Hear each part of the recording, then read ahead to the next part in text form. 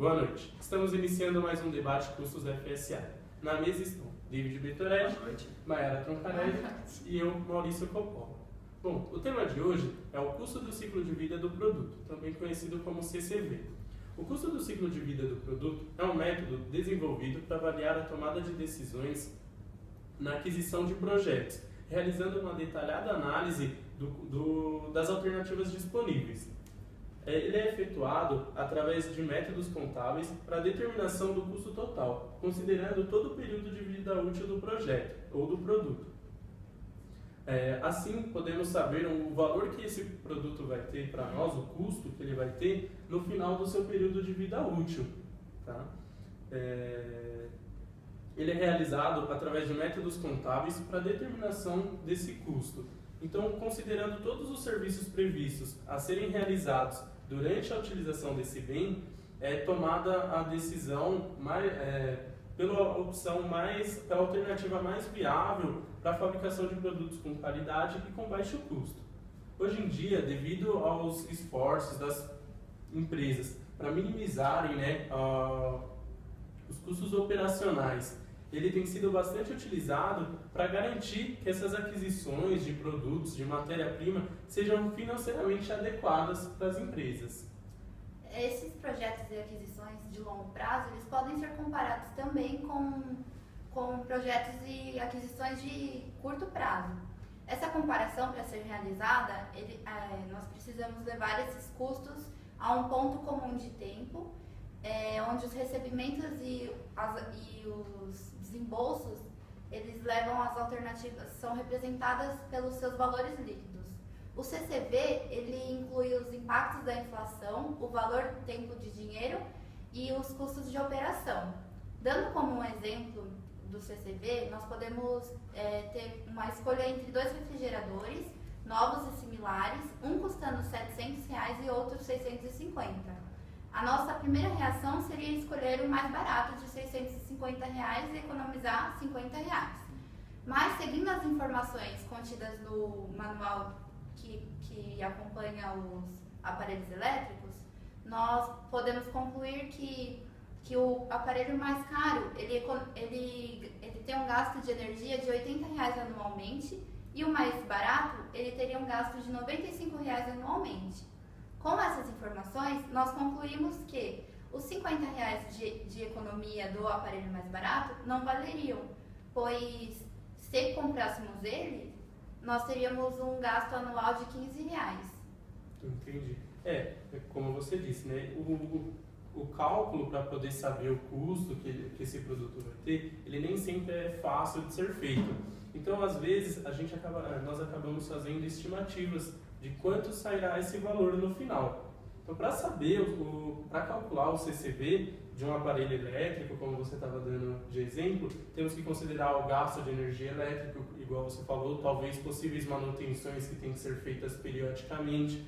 Então, são uma série de fatores que temos que saber para ver o custo anual de operação desse produto. Isso, e nós também podemos calcular o CCV em planejamentos de sistemas de segurança, em manutenção de sistemas complexos de engenharia, em setores de defesa, em linhas aéreas, em linhas ferroviárias, em plataformas submarinas, em diversas outras aplicações, não só em aparelhos elétricos. Então, bem interessante isso que vocês falaram, ressaltando um pouco, é importante levar em consideração os fatores que determinam a importância do CCV, pois, como vocês mesmos citaram, a aquisição do produto não tem aquele custo, não tem apenas aquele custo inicial, e sim traz consigo diversos outros custos a mais, né? Por exemplo, como você disse, na questão do refrigerador tem o gasto de energia, então tem o transporte, a acomodação. Então, sempre quando a empresa for gerar um projeto ou o consumidor adquirir um produto, utilizando o CCV, ele consegue avaliar isso e determinar qual a melhor opção para ele adquirir no momento. Entendi. Bom, para falar um pouquinho do ponto de vista de marketing, eu vou chamar agora uma reportagem com o mestre Antônio Navarro, especialista no assunto. Quem fez essa reportagem com ele foi a nossa colaboradora Gerlânia Melgaço. Boa noite, vamos agora com o bate-bola com o mestre Antônio Navarro. Professor, o que você pode nos dizer sobre o ciclo de vida do produto no ponto de vista do marketing? Muito bem. Bom, acho que o primeiro registro é falar que o ciclo de vida do produto, ele na verdade é uma das ferramentas estratégicas que nós temos à disposição para analisar a performance ou de linhas de produtos, ou de marcas, ou até mesmo de categorias. O ciclo de vida ele é composto por 4 fases distintas. Nós temos 2 curvas que se alinham, uma curva de vendas e uma outra de lucro. E dentro dessas 4 fases nós temos a introdução, o crescimento, a maturidade e o declínio. Então nós costumamos usar o ciclo de vida criando uma legenda, pontuando aquele produto, aquela categoria que nós estamos analisando e localizando os pontos dela dentro desse ciclo de vida. Qual seria a finalidade básica dele? A comparação. Se nós pudermos, como fruto de uma boa análise ambiental, encontrarmos os pontos adequados de cada produto ou cada categoria que estiver sendo avaliado, nós vamos ter indícios de ações de marketing, ações operacionais que poderiam ser adotadas. Na verdade, o ideal de um ciclo de vida é que a fase de maturidade fosse a mais longa possível. Isso representaria, numa categoria ou num produto, uma longevidade dele, uma perenidade dele. Significaria que ele estaria apresentando, oferecendo para a organização uma performance muito boa em termos de vendas absolutas e também de lucratividade. Agora, o que nós podemos notar, na verdade, é que nem todos os produtos conseguem se manter o tempo todo. Então, são necessárias ações de marketing, ou mesmo operacionais, conforme já foi falado, que possam manter esse estado de coisas. O produto ele se desgasta ao longo do tempo, às vezes ele precisa de uma repaginada, né? Uma alteração na sua marca, na sua embalagem, no seu posicionamento de comunicação, na sua formulação de produto, ou até mesmo uma revisão sistemática dos custos que compõem esse produto, para que a gente possa identificar eventualmente algumas falhas no processo e otimizar. Quando nós usamos regularmente o ciclo de vida, nós conseguimos enxergar as várias situações e tirar proveito delas. Por exemplo, ao monitorar uma categoria, talvez fique mais fácil para um profissional ele identificar quando um produto ou um serviço já se encontra numa fase de declínio, ou seja, uma fase apropriada para ter uma ação mais forte.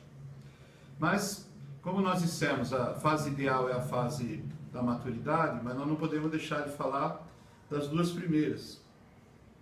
A introdução no mercado, no segmento, é uma fase importante, onde o produto ou um serviço ele é exposto pela primeira vez ao mercado, ao seu público consumidor, ao seu público-alvo, e ele fica sujeito a uma aceitação. É uma fase de grande desafio também, porque a gente costuma, nessa fase, verificar que tem até um lucro negativo, dado a necessidade de você ter um investimento maior no início, para gerar uma alavancagem, um conhecimento, uma visibilidade da marca ou do produto, você acaba investindo mais do que você recebe, na verdade.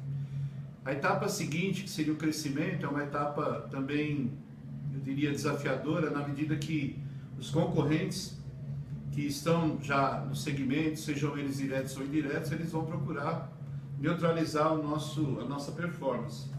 E com isso eles farão, eventualmente, promoções de preço, ou tentarão invalidar o nosso lançamento através de um lançamento também. Passadas essas 2 fases, né, introdução e crescimento, aí nós vamos buscar a fase da maturidade, que já foi falado, e buscar a melhor gestão possível dentro da mesma, alongando o máximo que nós pudermos. Para o administrador, para o gestor, é muito importante enxergar, inclusive, a possibilidade dele criar produtos que possam substituir, né? Hoje, por exemplo, pegando o segmento da área de tecnologia, né? Você tem alguns smartphones já de uma série avançada, um substituindo o outro, no sentido de criar para aquela marca, para aquele empreendimento, uma longevidade. Lógico que cada nova série eles propõem algumas inovações de design, de funcionalidade, mas sempre no sentido de manter aquela marca dentro de um processo de liderança e rentabilidade interessante para a organização. Agora, nós não podemos, finalmente, né, usar exclusivamente o ciclo de vida como única alternativa estratégica. Ele deve fazer parte de um conjunto de ferramentas, né, mas ele é de fundamental importância, sobretudo para o profissional de marketing, o gestor, o profissional administrador, o profissional de marketing, que ele vai, através do ciclo de vida, ter essa análise comparativa, né, que vai colocá-lo, sem dúvida nenhuma, numa vantagem competitiva. Professor, e a influência do ciclo de vida do ponto de vista do consumidor? Olha, a rigor, essa ferramenta ela é uma ferramenta de gestão e o consumidor ele apenas vai nos subsidiar, né, através do seu comportamento para gerar aqueles pontos que nós falamos anteriormente. Agora, quem monitora, quem administra uma categoria, na medida que ele analisa o comportamento do consumidor, ele pode verificar, por exemplo, situações da reação do consumidor quando se lança um produto, da reação dos concorrentes, né, no segundo estágio do crescimento, quando eles tentam interpelar o nosso lançamento, o nosso empreendimento, né, da aceitação do consumidor, que vai gerar uma liderança, uma coliderança, que vão nos dar a devida situação lá no estágio de maturidade, lucratividade, ou até mesmo, né, as razões que poderiam levar esse consumidor a nos abandonar, né? Por vezes o empreendimento do concorrente ele é mais profícuo, né? Ele é mais interessante para o consumidor e ele acaba roubando de nós o consumidor, o cliente no caso. Então, isso pode trazer efeitos, tá? Então, embora não seja um instrumento voltado para o consumidor, a grande verdade é que, indiretamente, é o consumidor que vai nos oferecer todos os pontos para que ele seja alimentado, para que nós possamos identificar o comparativo que foi falado anteriormente. Inclusive, dando situações do pós-venda, né? Enfim, subsídios para realimentar todo o processo. Bom, muito interessante nessa matéria quanto ao comércio no Antônio Navarro. Nós temos que também pontuar o ponto de vista das empresas, né, da produção no CCV. Então ele é dividido em 4 fases: pré-produção, a produção, vendas e pós-vendas. Então, como funciona? Na pré-produção é quando a empresa está fazendo os estudos, está fazendo o planejamento para poder iniciar a venda de um produto, a comercialização de um produto. A produção é quando ela realmente começa a produzir esse produto e a distribuir em alguns pontos de vendas para ver a aceitação do público. Na parte de vendas é quando ela já está com uma produção em uma alta demanda, né, em uma demanda de aceitação de mercado. E a pós-vendas é para saber quando o retorno que o cliente está dando para a empresa, né, a aceitação do cliente, e para fazer tem a preocupação com o descarte desse produto.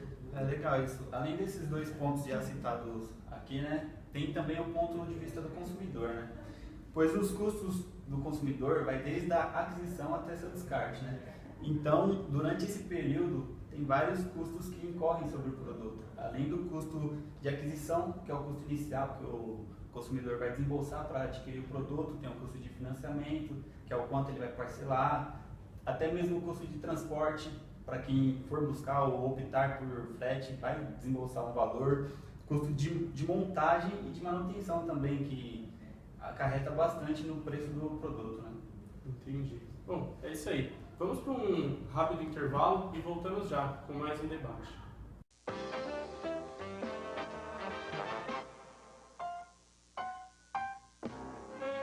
Hakuna Matata. É lindo dizer. Hakuna Matata. Sim, vai entender. Os seus problemas você deve esquecer.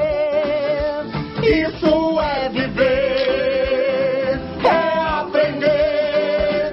Hakuna Matata.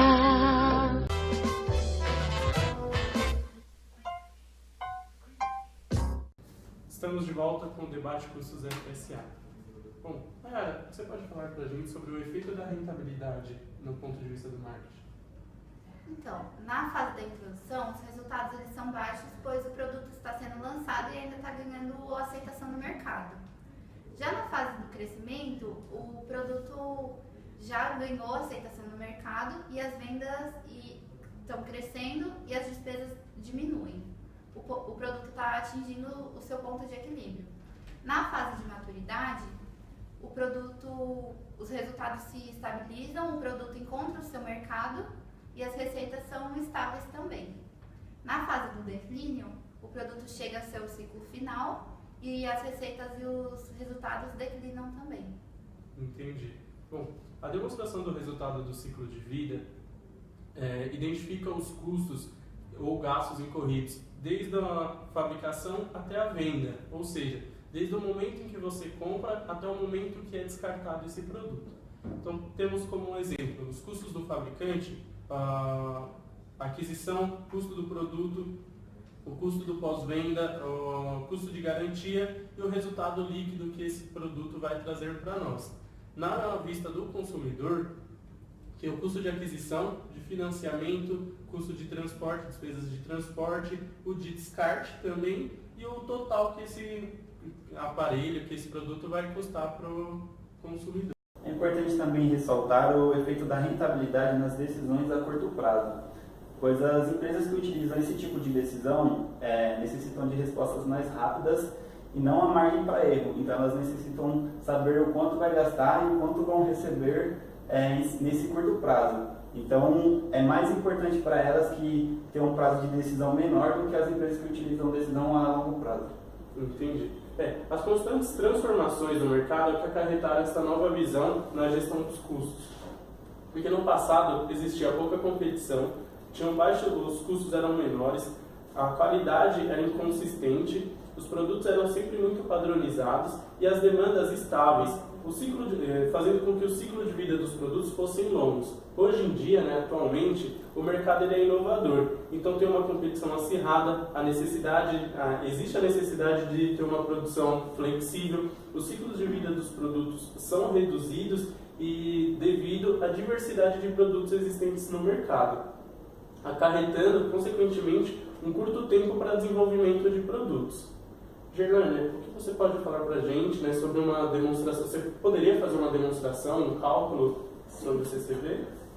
O cálculo do custo do ciclo de vida pode ser demonstrado de diversas formas, desde uma demonstração simples até uma demonstração detalhada, onde incluímos itens considerados irrelevantes para análise simples, podendo em segundo momento levar à escolha de uma opção diferente, o que aparentava ser a mais favorável ou a mais inteligente. Tem um caso aqui que mostra que são alternativas de compra de automóvel. A seguir, existem 3 opções de automóvel para aquisição. Considerando o período de utilização do automóvel, levando em conta que o consumidor quer a opção que lhe trará menos gastos, qual a opção que é mais viável economicamente? A seguir, mostro o quadro a seguir aqui. Em comparação aos 3 automóveis, os dados são o seguinte: o preço da compra, as taxas administrativas, o valor residual, o licenciamento anual e o gasto com a gasolina, da manutenção e o seguro anual. Aqui está o novo Palio, o Onix e o Ford Ka. Outras informações seriam o custo de manutenção, que serão 350 por intervalo, o litro da gasolina, que é 3,9, o motorista percorre 30 km por ano e troca de carro a cada 4 anos. A primeira situação, considerando apenas o custo do momento da aquisição, que mostra o quadro a seguir aqui, seriam os dados, o preço de compras, as taxas administrativas de aquisição e o custo inicial. O que seria a conclusão desse quadro? No momento da aquisição, se for considerado apenas os gastos com a aquisição e o valor do veículo, o consumidor optaria pela compra do Onix, pois seria a opção que lhe traria menos desembolsos, certo?